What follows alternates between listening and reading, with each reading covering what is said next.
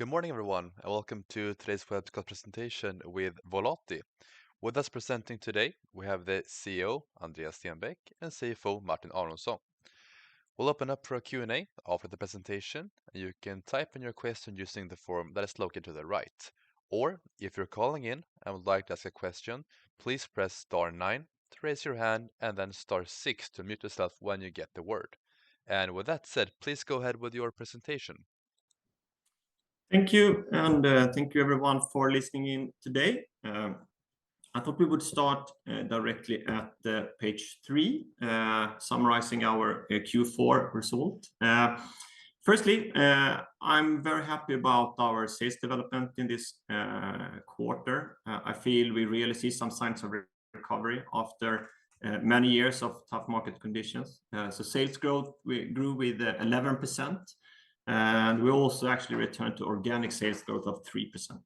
And this is the first quarter since Q1 2022 that we also see organic sales growth in all of our 3 business areas. I'm generally happy with the margins that we show across the platforms. That is much thanks to the structural measures that we've taken throughout these 3 last years, and meaning that we are now able to perform good margins overall. However, as described here in our Q4 report, we have one platform within business area industry, and that's Group, where we haven't showed the results that we should. It's mainly because of 2 reasons. One is that we're still facing a tough market in Tunum. And secondly, that we've had some low margins projects that we've had to handle in this last quarter. And that, you know, in a fairly small quarter for Volati as a group, that has a greater effect than it should, meaning that our EBITDA came in line with last year. Positive is also that our earnings per share increased 30% in the quarter. And if we turn to the next slide, that the cash flow was very strong. And it's actually, you know, the Q4 cash flow was strong in itself. It also summarizes very good cash flow for the full year of 2024. And it's actually the second year now in a row when we have cash conversion in excess of 100%. And that has also enabled us to continue doing acquisitions. We've done 2 very nice acquisitions since the end of last quarter. Salix Group acquired Timberman in Denmark. And then we had Ettiketto Group that acquired Clever Etiketten in Germany. So both of these 2 adding approximately 700 million of yearly revenue. And if I just, you know, allow myself to summarize a bit. So we've had now 3 years of challenging market conditions, which means that we also created ourselves a growth gap. Our financial goal is to grow at least 15% annually. That means that we should double every 5th year.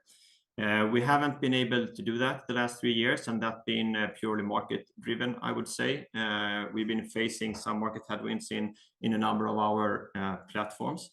However, we have also taken the opportunity then to work with long-term structural measures in this platform. So meaning that we have prepared ourselves for the market recovery when it comes. We also, thanks to 2 things. Firstly, we went into this period with a fairly low net debt to EBITDA levels, but we've also been able to generate really good cash flow. So these 2 in combination have enabled us to continue making acquisitions. So we've done 15 acquisitions, totaling 2.2 billion of yearly revenue throughout these 3 years. So of course, what does this mean? The long-term structural measures that has placed our platform in a really good position, in combination with the acquired growth that we've been able to achieve the last couple of years, puts us in a position that when the market starts normalizing, I expect to see an accelerated growth, meaning that we will also be able to close that growth gap that we have created. Looking at Some details on some numbers. I already said that. So net sales up 11%, and even more better than the organic growth is back 3%. EBITDA in line with last year, and as said, operating cash flow really strong. And it's also summarized a really good year in terms of cash flow, which also enabled us to reduce the net debt to adjusted EBITDA from 2.8 to 2.6, despite that we actually did done acquisitions also. Zooming out a bit, looking at the long-term development, I think these slides tells me two things. One thing is that we have been able to actually outperform our long-term financial growth target, over, if you look at it over a period of time, we have been able to achieve it. From 2018, the annual growth has been 17%.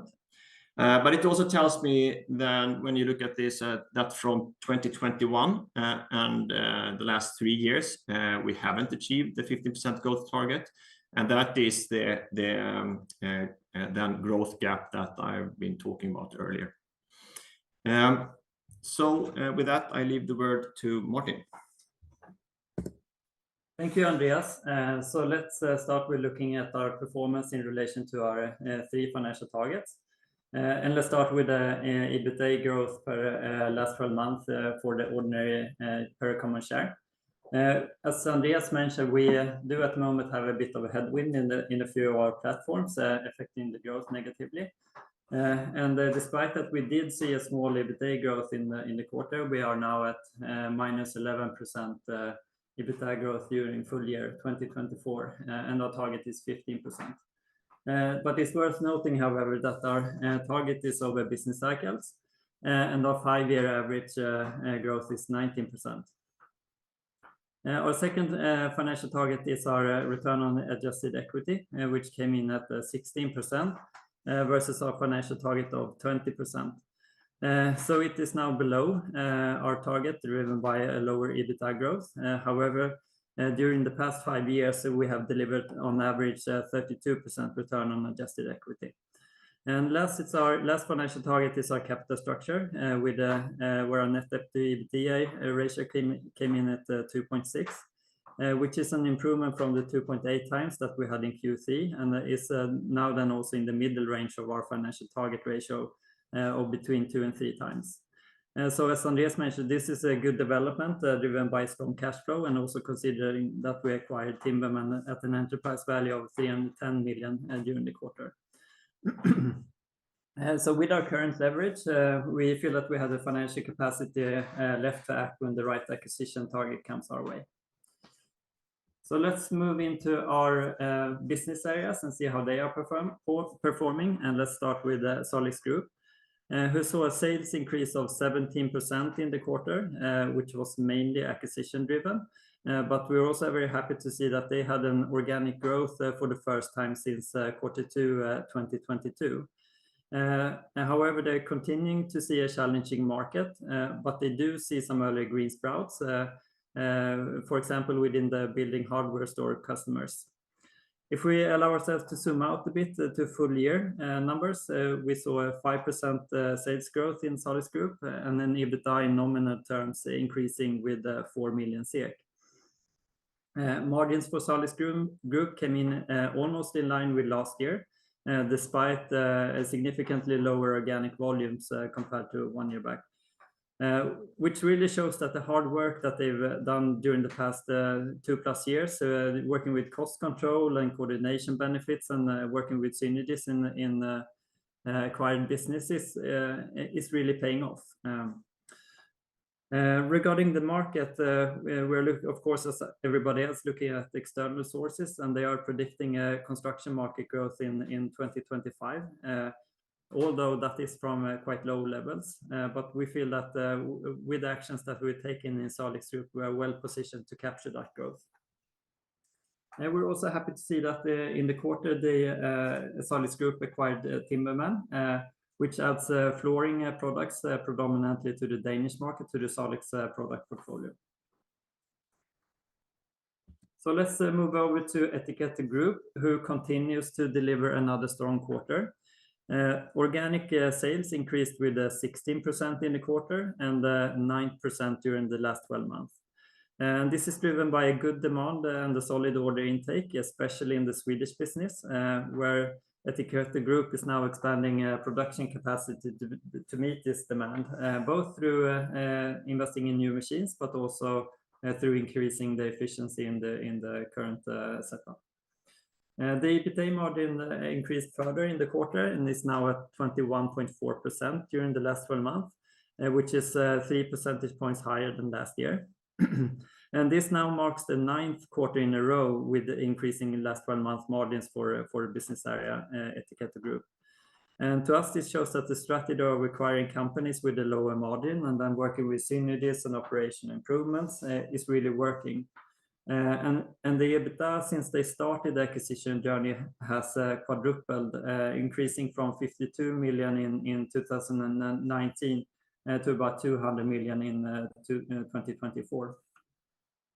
And now also during Q1 2025, Ettiketto Group established a new platform in Central Europe through the acquisition of Etiketten. And Andreas will say a few more words about this acquisition in a minute. And let's move over to our last business area, which is business area industry. And the Q4 marks another tough quarter for industry. Although revenues increased with about 4%, whereof half organic, the EBITDA margin declined to 7% versus 10% in Q4 last year. The performance of the platform varies in business area industry, but the drop in EBITDA in the quarter is explained by Tornum Group, who is facing a low demand in the agricultural segment across Europe. At the moment, farmers are quite reluctant to new investments, given that the grain prices are unfavorable and that there are some delays in the contributions. And also for Tornum Group, they had in the quarter, they were also negatively affected by a few products with lower profitability in the Spanish part of the business. And moving over to St. Eriks, they continue to face a challenging market situation in the construction segment, while the demand in the infrastructure segment is stable. And communications, they had another good quarter, performing well, increasing EBITDA, both due to improved demand, but also to some extent due to soft comparables in the quarter. Lastly, Corroventa is performing well in the quarter, both through strong performance in the core business, but also driven by floodings in Europe, which is driving the demand for Corroventa's products for water damage remediation. However, all in all, this concludes another tough quarter for industry, with a few platforms performing below what we expect in the normalized market. But with the actions that we've taken, we're very confident that we are well positioned to take the growth when the market returns. With that, I'll leave the word to you, Andreas. Thank you.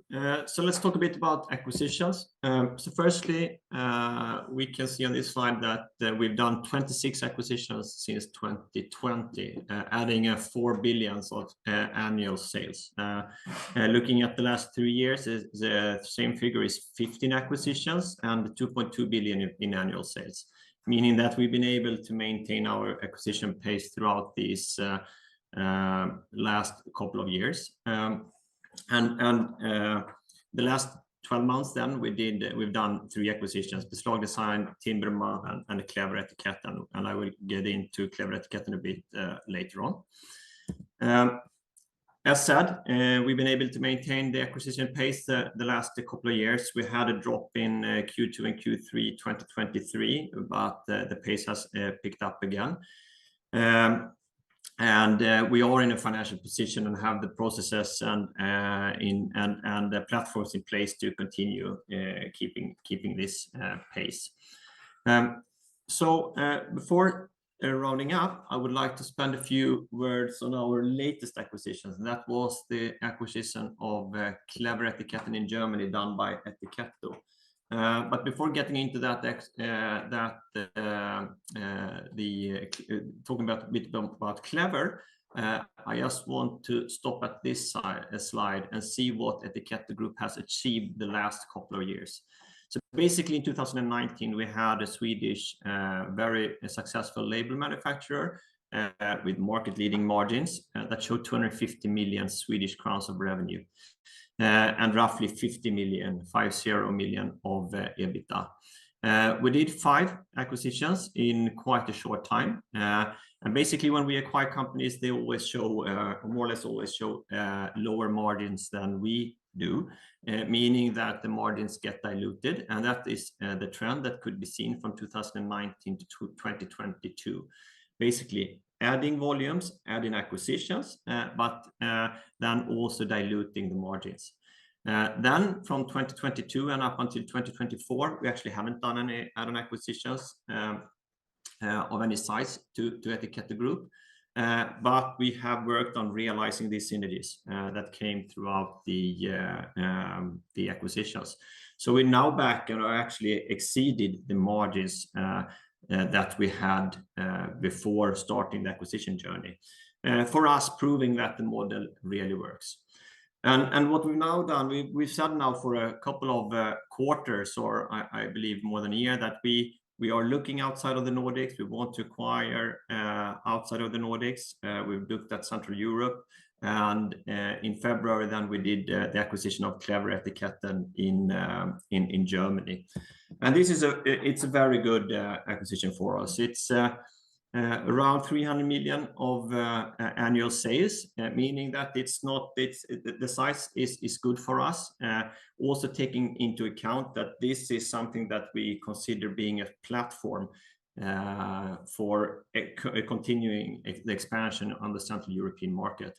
And then keeping in mind that the Ettiketto Group in 2019 was 250 million. This is slightly bigger, but it's a good platform for us to start growing with in Central Europe. Also, we still have the operational or the way of working within Ettiketto Group, which means that we could also apply that to Clever, meaning that we expect operational improvements and synergy realization also, even though this is kind of a new platform into new geographic market. We expect to increase the profitability of Clever along the way. So for us, this is a very important add-on acquisition to our platform and business area, Ettiketto Group. Then some words about the cash flow. We touched upon it several times already, but the cash flow, that's what we rely on to continue doing acquisitions and investing in our platforms. And it's just to be said that the cash flows the last 2 years has been very good. And we've also been able to then decrease the net debt to EBITDA over the quarter. Once the organic growth returns, that will also mean that we'll have a expanded acquisition room for acquisitions, and we expect the net debt to adjusted EBITDA to go down even more. And then finally, to just sum it up, yes, we're returning to organic sales growth in Q4. And again, it's the first time since Q1 2022 that we actually showed an organic growth in all 3 business areas. We've had very strong cash flow, enabled us to continue doing acquisitions, and we've done 2 very good acquisitions, both one for Salix and one for Ettiketto, which I think are extremely nice acquisitions that we've added to those 2 platforms. And we are in a good position to show accelerated growth once the market start returning towards normal levels. And we do see the first signs of that happening now. But it's from very low level, and it's going to take time. But even though I think the organic growth that we've shown shows that the signs are starting to come here. So with that, I leave the word for any questions. Thank you very much for that presentation. And now we'll open up for a Q&A. If you're calling in, please press star 9 to raise your hand and then star 6 to mute yourself when you get the word. And we got a question from Albin Nordmark from Nordea. Please go ahead. You have the word. Yes, hello, Andreas and Martin. Thank you for taking my question. So we start off with the Lantmännen project. that should be ongoing as for now, if I understand it correctly. Can you tell us something about the expected size and profitability for 25 and 26, and also if you already have started to see this in your Q1 numbers?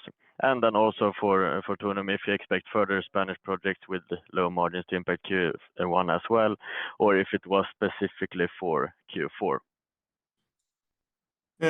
I'll try to answer as many of these questions as I can. So we haven't given any information externally about the volumes or the margins in the Lantmännen project.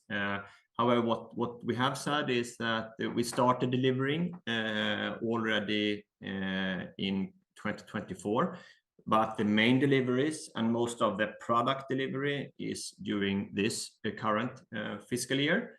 And that will happen then, yes, in Q1 and Q2 and onwards. And then the whole project actually ends in 2026. But as I said, it's what we've seen in Tornum is that on the agricultural side and mainly farmers, they are a lot more hesitant today than they were a couple of years ago. So the volumes have really gone down there. The industrial side has kept up better, and I think the Lantmännen project is a really good example of that. And then with regards to the Spanish situation, no, we don't expect to have that kind of effects going forward. We have handled that in Q4 with regards to the profitability in a number of projects. So that's been handled and addressed. So I hope that answered, or I answered as much as I could. Yes, thank you very much. And if we look at the CapEx ahead, you mentioned Ettiketto order book that might need some more machinery, etc. And also if you see any increased CapEx need for either for Tornum to deliver on Lantmännen or maybe the acquisition of Clever Etiketten or Timberman. Yeah. Yes, so I'll try to answer that question. So on Ettiketto side, they have actually already invested in quite a few of these machines. So they are have or are coming online during last quarter, and there are still some investments going forward, but it's not.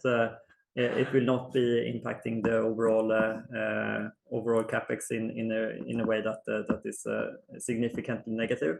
So and also if you look at the demand increase that they have, they are filling up those machines extremely quickly. So the payoff on that is also very quick. And with regards to Lantmännen, there are no significant capex that are planned to deliver on that project.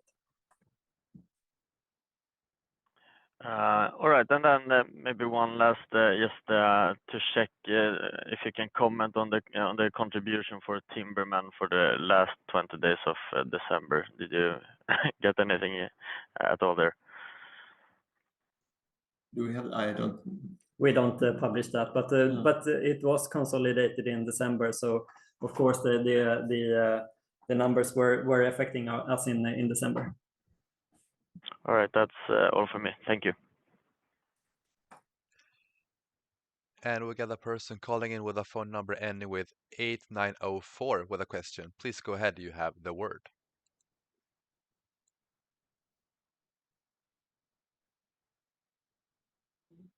Yes, hello, Andreas and Martin. It's Carl here from Carnegie.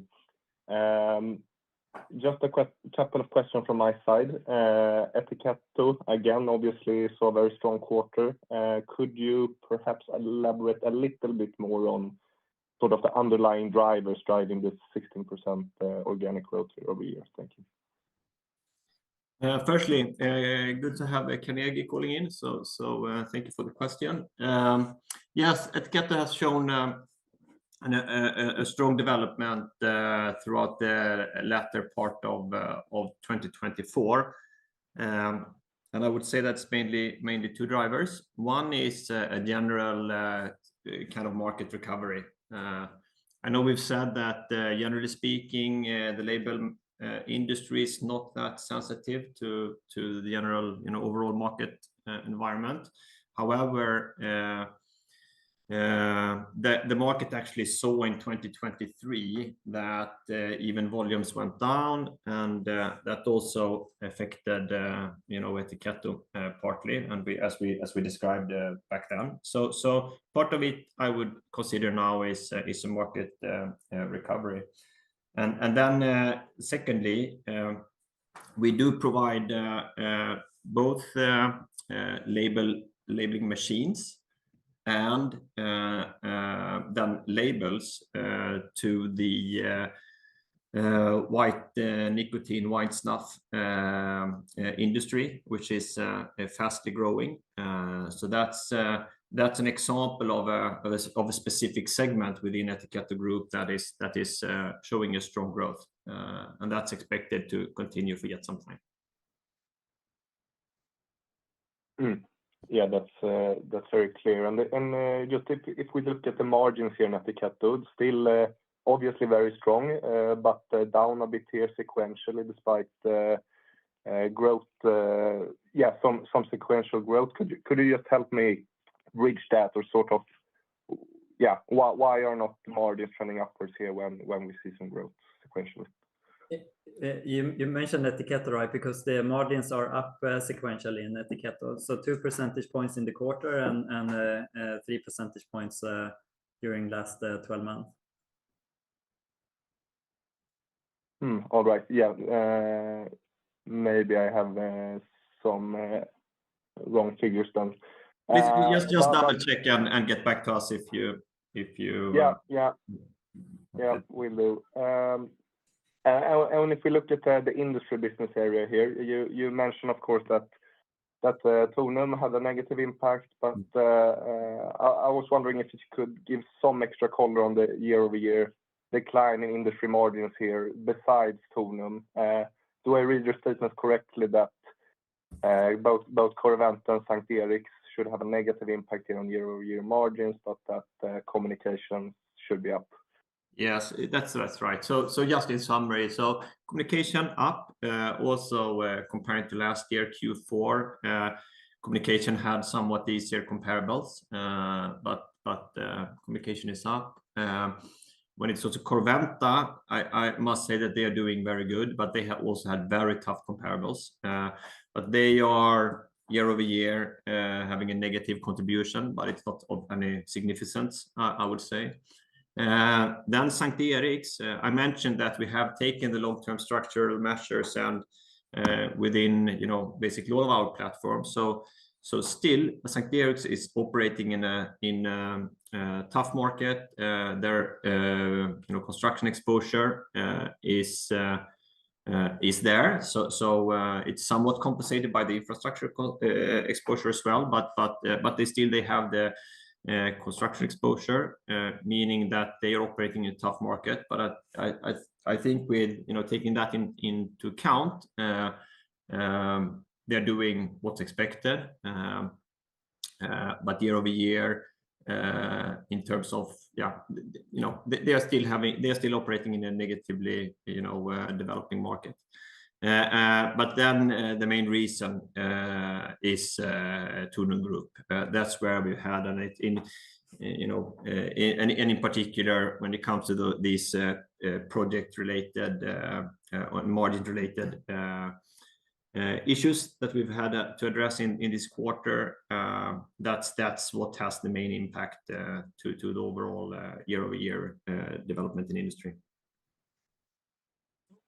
All right, got it. And we've looked at Tornum here, so we will obviously see an impact here from the Lantmännen project during 2025, and I guess you had some deliveries from that also here in Q4. But if we look at the underlying market sentiment currently within European agriculture, would you say that it has changed anyhow compared to Q3, or is it fairly a similar sentiment out there, would you say? I would say it's fairly similar sentiment. Industry is generally going better than the farmers and the agricultural market. We have some regions going better, Spain as an example, than the Eastern European markets. But the sentiment is, I would say, is more or less in line with what we saw in 2024.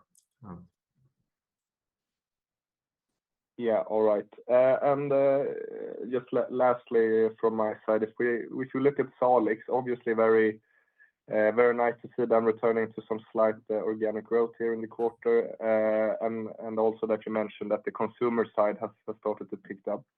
But it would be interesting to hear your view or what you are seeing on the professional side of the market. Would you say the sentiment there is unchanged from Q3, or are you observing any uptick on that side of the market? So I think we tend to talk about an index called Byggmaterial Index, which is publicly available, which we follow, and we believe is a good indication for Salix Group. So that is available for everyone. And if I remember it correctly, that data shows that the kind of consumer went into a tougher market before the professional side. So the basically consumer side came into that 6 to 9 months before. And what we've seen now is that the consumer part is also has kind of improved more the last 6 to 9 months than the industry. So you're right about asking about the industry, because that's now what's kind of keeping the growth pace down. Looking at that specifically, that's also I think it's kind of bottomed out, at least that you look at when you look at the external sources that we turn to. So they are from still, I think, grown negatively in Q4, if I remember it correctly, but much lower negative numbers, or yeah, they're showing a positive trend, so to say. So we're seeing signs of recovery there as well. We do. All right, gotcha. And just a follow up there on my previous question, because I'm looking at the quarter report now. So just if we look at Q4 here in Ettiketto, EBITDA margins 20%, right? And in Q3 25%.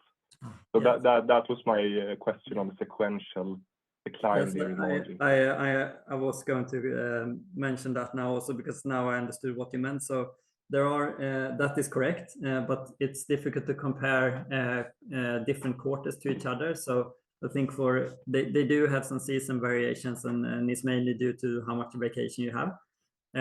So quarter 4 is a smaller quarter for them. And therefore it's more difficult to it's not comparable.